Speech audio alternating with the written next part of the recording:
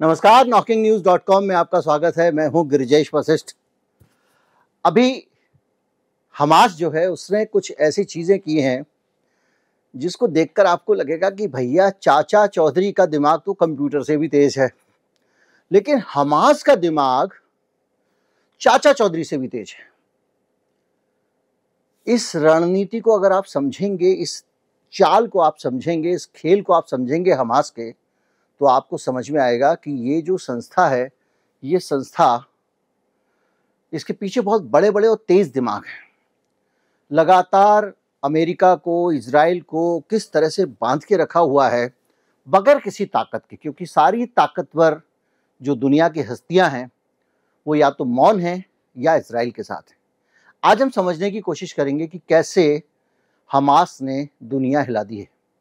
कहीं मत जाइए, चैनल को सब्सक्राइब कर लीजिए, मैं अभी हाजिर होता हूं।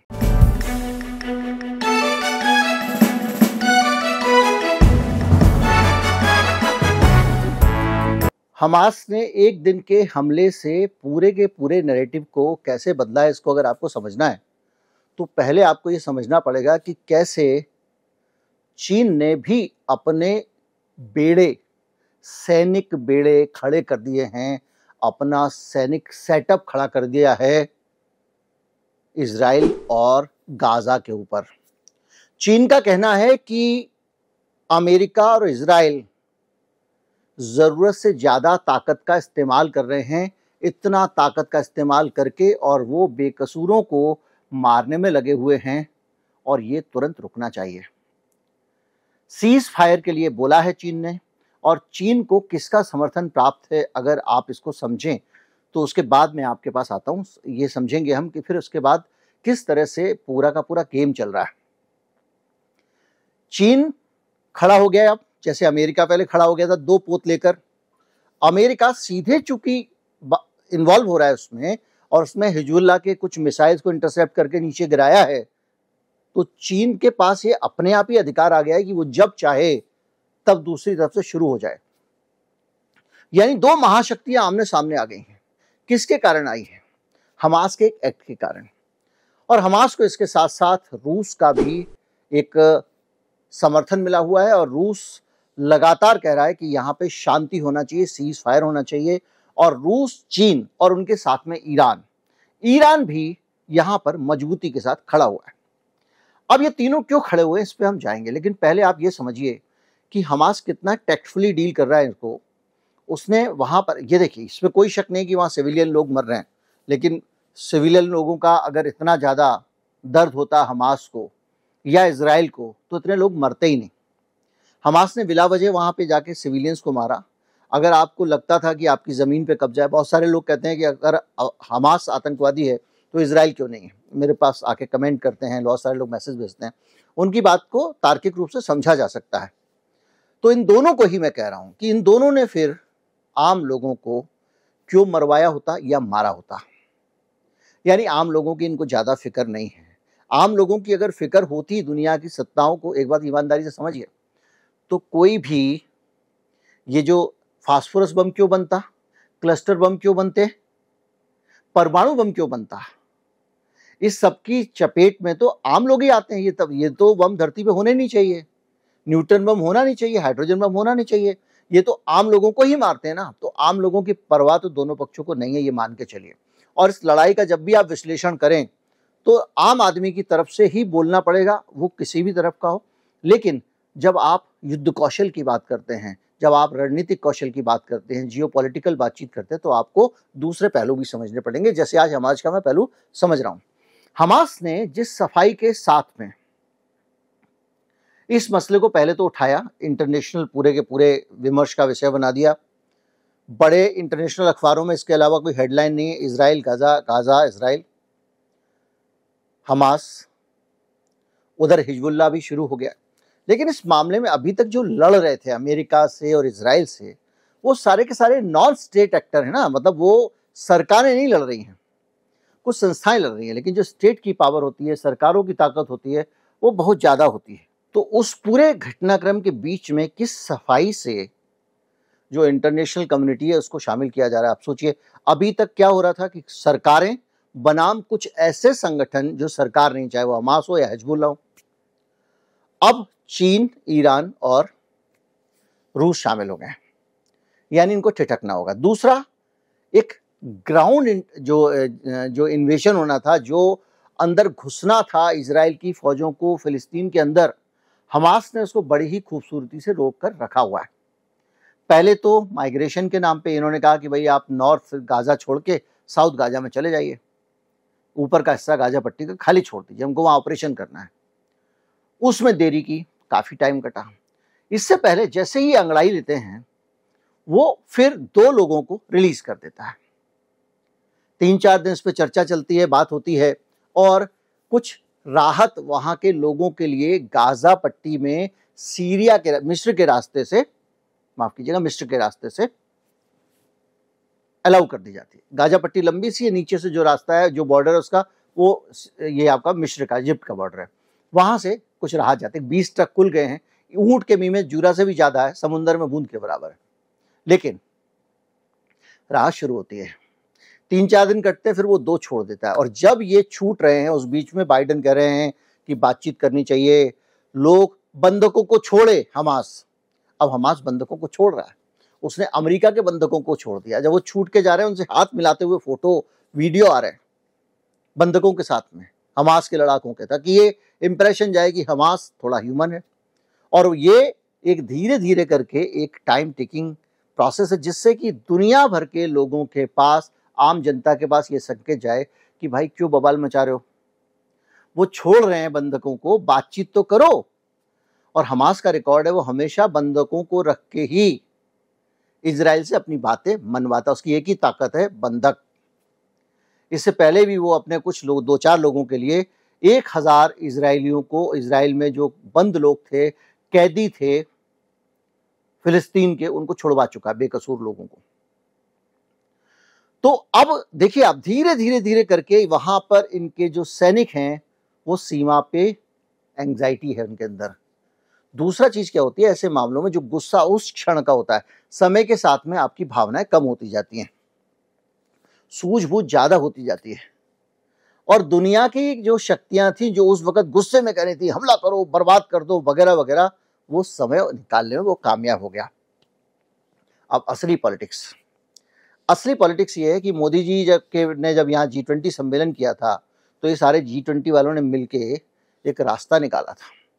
रास्ता क्या था? यहाँ से ईरान के बगल से होते हुए और इजराइल से होते हुए अमेरिका तक एक कॉरिडोर बनाना है, जो भारत के तट से शुरू होगा, कहीं समुद्र तो कहीं रेलगाड़ी करते करते, और उसके जरिए फास्ट आवाजाही हो जाएगी सामान की अमेरिका के लिए भारत से क्या, बीच में जितने भी देश इन्वॉल्व हैं उन सारे देशों के लिए उसमें सहूलियत हो जाएगी। अब उस कॉरिडोर के बनने के बाद में सबसे बड़ी समस्या थी चीन की। चीन का क्या है, एक बेल्ट एंड रोड इनिशिएटिव है, वो भी अपना एक ऐसा रूट बना रहा है ताकि दुनिया में चीन का सामान झटपट पहुंचाया जा सके। उसके लिए वो ऐसे रास्ते तैयार कर रहा है जिसमें अलग अलग देशों को इन्वॉल्व कर रहा है, उनसे बात कर रहा है कि साहब हमारे इनिशिएटिव में शामिल हो जाओ, अपने यहाँ से हाईवे निकालने दो, लोगों को पैसे दे रहा है, मदद कर रहा है। बहुत सारे देश, पाकिस्तान भी उसमें शामिल है, और वो उसके जरिए एक बड़ा कॉरिडोर बनाने की कोशिश कर रहा है जिससे चीन का माल झटपट पहुंचे, और चीन का माल अमेरिका भी पहुंचता है। अब चीन को, अगर अमेरिका को भारत के जरिए यहाँ ईरान से होते हुए और एक पूरा रास्ता मिल जाता है, तो जाहिर बात है लोग इसका इस्तेमाल करेंगे, तो जो उसका बेल्ट एंड रोड इनिशिएटिव है उस पर बुरा असर पड़ेगा। तो अमेरिका ने क्या किया था, चाल चल के उसके बेल्ट एंड रोड के इनिशिएटिव से, सोचिए कितनी घबराई हुई है दुनिया, इन लोगों ने मिलकर G20 में एक चाल चली और उसको ध्वस्त करने के लिए यहां से एक और कॉरिडोर निकाल दिया। उस कॉरिडोर की काफी तारीफें हुई, उसका काम आगे बढ़ रहा था। अब उस कॉरिडोर को अगर रोकना है तो ऐसा तो है नहीं चीन के कहने से रुक जाएगा। तो ये जो दोस्तियां हो रही थी इजराइल के, सऊदी अरब के बीच में दोस्तियां हो रही थी, और दूसरी बहुत सारी दोस्तियां हो रही थी, और उन दोस्तियों के कारण, उन संधियों के कारण ईरान को कहीं ना कहीं लग रहा था कि मैं शायद अलग थलग पड़ जाऊंगा। क्योंकि ये जो देखिए, जो पूरा, मैंने उस दिन भी बोला था, बहुत सारे लोगों को खराब लगा, ये जो दुनिया है ना, यहाँ पे पिट्ठू सरकारें बैठी हुई हैं, बहुत सारी पिट्ठू सरकारें, सऊदी अरब हो, ये हो, वो हो, और ये सरकारें अमेरिका के खिलाफ नहीं जाती हैं, अमेरिका से इनका पुराना नाता है, ऐसे बोल लीजिए। तो अब ऐसे में ये सरकारें जब अमेरिका के साथ हो जाएंगी और ईरान एक तरह से आइसोलेट हो जाएगा तो दिक्कत होगी। और चीन का भी इसमें नुकसान हो रहा है, और रूस को नुकसान ये हो रहा है कि रूस भी देख रहा है कि ये इस एक कॉरिडोर के बनने के बाद में निर्भरता इनके ऊपर बढ़ जाएगी। तो इन तीनों लोगों ने मिलके हमास के साथ में खड़े होने का कर लिया फैसला। तो हमास को क्या मिल गया? इंटरनेशनल सपोर्ट मिल गया। चीन ने सिर्फ बयान नहीं दिए हैं, चीन ने वहां पर अपने समुद्री बेड़े खड़े कर दिए। वो समुद्री बेड़े मुकाबला करेंगे। अब अगर इजराइल, वो कह ही चुका है जरूरत से ज्यादा कर रहा है इजराइल, और ये हमको सबको भी लग रहा है कि इजराइल जरूरत से ज्यादा कर रहा है। आप हमास का कुछ बिगाड़ नहीं पा रहे हो, कितने सालों से हमास है, हमास वहीं खड़ा हुआ है। आप जाते हो कभी फास्फोरस बम पटक देते हो, आपके खिलाफ यूएन के तमाम रेजोल्यूशन आ चुके हैं, तमाम सारा। इजराइल को अगर देखा जाए तो वो भले ही आपके मोहल्ले का दादा होगा, बहुत सारे लोग उसको पसंद करते हैं, जैसे दाऊद इब्राहिम के भी कुछ फैन हो सकते हैं, लेकिन कानून के नज़रिए से देखा जाए, अंतर्राष्ट्रीय कानून के नज़रिए से देखा जाए तो इजराइल तो बहुत बड़ा विलेन है। वो किसी कानून को मानता ही नहीं है, सारे कानून तोड़ देता है। तो अभी जो एक जियो पॉलिटिकल सिचुएशन बनी है, इसमें इजराइल के साथ में सऊदी अरब को दूरी बनानी होगी। जाहिर बात है, अगर मिल के चलेगा तो वो अपने ही देश में उसको विरोध करना पड़ेगा। कितने प्रोटेस्ट हो रहे हैं, लोग सड़कों पर उतरे हुए हैं, तो मामला ठंडे बस्ते में चला गया।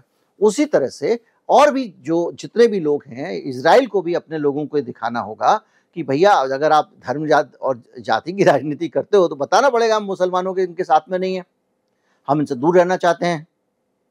यही तो वो चाहते हैं, वो जीत गए। तो इस तरह से हमास ने एक पूरा वातावरण इतने दिनों में तैयार कर लिया जिसमें उनके पास नॉन स्टेट एक्टर के अलावा स्टेट एक्टर्स का भी सपोर्ट सिस्टम आ गया है।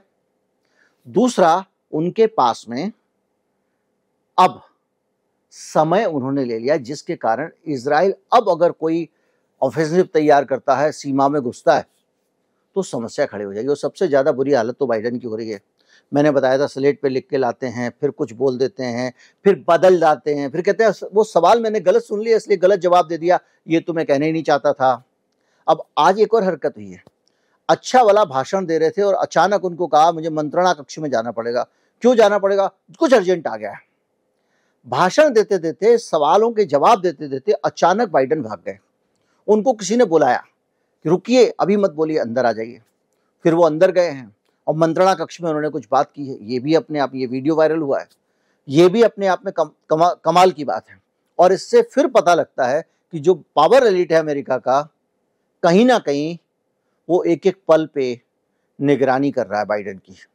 और बाइडेन के साथ ऐसा कई बार हो चुका है। आप याद कीजिए, जब यहाँ से लौट के जा रहे थे वो G20 से और प्रेस कॉन्फ्रेंस कर रहे थे, उस प्रेस कॉन्फ्रेंस को भी बीच में रोक दिया गया था बाइडेन को, और अचानक ऐलान कर दिया गया प्रेस कॉन्फ्रेंस में कि अब उनके सोने का टाइम हो गया, वो बात नहीं कर पाएंगे बोलते बोलते, और फिर उनको वहां से हटा के ले जाया गया। तो ये बहुत सारी चीजें ऐसी हैं जिनको अब हमको समझना पड़ेगा कि सिचुएशन ये हो रही है कि पावर एलीट जो है उसकी तड़प बढ़ती जा रही है, और दुनिया का कितना भी बड़ा पूंजीपति हो, चीन के मामले में उसको एक कहीं ना कहीं थोड़ा सा अब अलग तरीके से सोचना पड़ता है, क्योंकि सबके कारोबार में चीन की एक भूमिका है। रूस भी इसमें शामिल हो गया है, और रूस इसलिए भी शामिल हुआ है, उसको लग रहा है कि जितना ज्यादा यहाँ रायता होगा उतना ये यूक्रेन से दूर हटेंगे। और हुआ भी है। ये जो सहायता का ऐलान हुआ है उसमें यूक्रेन से ज्यादा सहायता, और जो बहुत सारी ऐसे मिसाइल और दूसरी चीजें यूक्रेन भेजी जाने वाली थी, वो अमेरिका ने इजराइल को देनी शुरू कर दी है। तो सब मिला के अब एक हमास का ब्रेन गेम आप देखिए किस तरह से उसने पूरी सिचुएशन को कंट्रोल किया और अपनी दिशा में जहां वो चाहे वहां ले जा रहा है। निश्चित तौर पे सिविलियंस का नुकसान हो रहा है। सिविलियंस की जो जान जा रही है ना गाजा में, उस एक एक जान के लिए भी इजराइल को जवाब देना पड़ेगा।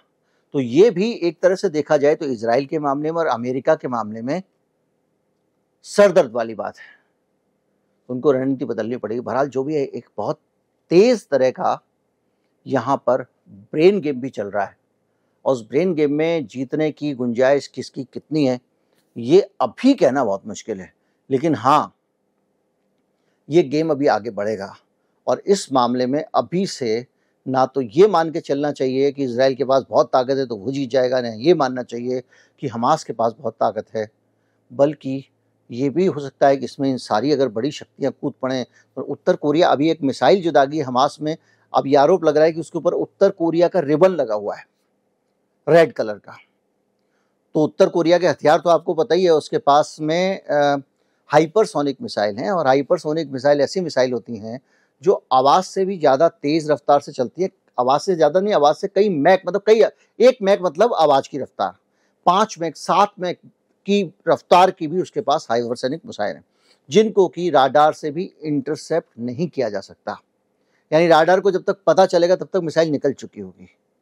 अमेरिका के पास भी ऐसी टेक्नोलॉजी नहीं।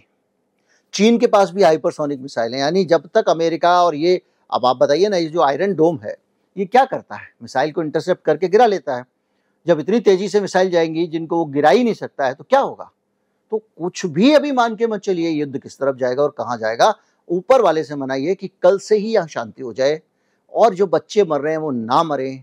इन लोगों को बिल्कुल शर्म नहीं आती है, छोटे छोटे बच्चों की जान ले रहे हैं, और पता नहीं किस तरह के, किस मिट्टी के बने हैं, क्या इनके धर्म ने सिखाया जिस धर्म की ये बात करते हैं, क्या इनकी इंसानियत है। लेकिन जो भी है ये बहुत दुखद हो रहा है, और सबसे बुरा और घिनौना ये है कि हमास ने जिस तरह से शुरुआत की वो नहीं करनी चाहिए थी। उसके कारण अगर सबसे ज़्यादा किसी को नुकसान हो रहा है उसके ही बच्चों को हो रहा है। और इसराइल को भी अब ज़मीन को छाती पर रखकर कोई नहीं ले जाएगा। जो रह रहा है वहाँ पे उनकी धरती वो अपने ही घर में रह रहा है, उसको अगर 4 कॉलोनी और कैप्चर कर लोगे, अगर 10 किलोमीटर और कर लोगे, एरिया बढ़ा लोगे, क्या बढ़ता है? युद्ध जीतने से क्या बढ़ता है? शहंशाह का शासन का क्षेत्र बढ़ जाता है कि यहाँ तक मेरी चलती है साहब। 5-5 कोस दूर तक जब कोई बच्चा रोता है तो माँ कहती है गब्बर सिंह सो जा, बच्चा सो जा नहीं तो गब्बर सिंह आ जाएगा। तो ये जो 5-5 कोस दूर तक मेरा राज चलना चाहिए, मेरा सिक्का चलना चाहिए, मेरी हुकूमत चलना चाहिए, सिर्फ इसके लिए ये सब लोग कितना गिर जाते हैं ये हमारे सामने। और इसके अलावा और कुछ नहीं हासिल होता। लोगों को तो कुछ हासिल नहीं होगा, उसके पास जितना बड़ा प्लॉट है उतना ही रहेगा, जो कम काम करता है वही करेगा, जो धंधा करता है वही करेगा, बल्कि युद्ध पे जो पैसा खर्च होता है वो अनंत है। किसी दिन हिसाब लगाएंगे पर कैपिटा युद्ध पे कितना खर्चा होता है। जैसे कल हमने हिसाब लगाया था कि जो पैसा, कल का वीडियो अगर आपने नहीं देखा हो, माफ़ कर दिया है बैंकों ने, उस पैसे से हिंदुस्तान के हर नागरिक पे, हर नागरिक 140 करोड़ लोगों पे 1-1 लाख रुपए का बोझ बढ़ गया है। इतना पैसा लेकर उद्योगपति भाग गए हैं, मोदी राज आने से लेकर आज तक। इसी तरह से कभी हम युद्ध का हिसाब भी लेकर आएंगे कि कितना एक एक आदमी के ऊपर खर्च होता है। मोटा मोटा भी बीच में हमने बताया था कि अफगानिस्तान में किस तरह से लोगों के पास में, एक एक आदमी के पास में इतना पैसा आ सकता था, $15,000 आ सकते थे। सोचिए जो अफगानिस्तान युद्ध में खर्च किया गया। ये सोचने का समय है। युद्ध किसी का भी भला नहीं करते हैं। अपना देश भी युद्ध में उतरा हो तो उसका विरोध करना चाहिए। नमस्कार, जय हिंद।